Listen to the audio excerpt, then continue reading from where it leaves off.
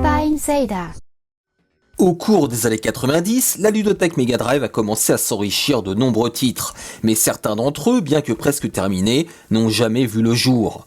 C'est le cas de Road Busters, un jeu de course vu de haut, développé par Nihon Telenet, dont la sortie était prévue pour novembre 1990. Bien qu'il ait été présenté sous la forme de preview dans les magazines Pip Mega Drive et Mega Drive Fan au Japon, le jeu n'a finalement jamais été commercialisé pour des raisons inconnues. Road Busters promettait une expérience de jeu intense dans un monde post-apocalyptique, où le joueur incarnait le rôle d'un transporteur routier qui, tout en affrontant des gangs de voleurs, devait livrer des marchandises. Il proposait un gameplay relativement original, mêlant action et conduite au volant d'un poids lourd, face à des ennemis plutôt variés, composés de choppers, de sidecars et de buggies. Les 6 stages du jeu se déroulaient à travers un continent nord-américain dévasté, avec des environnements allant de zones industrielles abandonnées à des étendues sauvages et désertiques.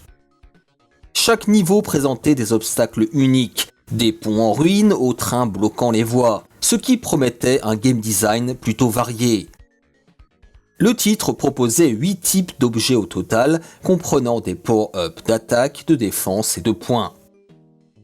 Dans les articles de Mega Drive Fan et Pip Mega Drive, le jeu était salué pour avoir bénéficié d'améliorations par rapport aux précédentes versions. Les graphismes paraissaient plus travaillés, les animations plus fluides et le gameplay en cours de peaufinage semblait être sur la bonne voie. À ce stade, les développeurs travaillaient activement sur l'équilibrage du jeu, ajoutant une variété d'objets et d'ennemis pour enrichir l'expérience. Et comme l'a mentionné l'excellent Mani sur mon non moins excellent Discord, le jeu n'est pas sans rappeler Mad Gear de Capcom.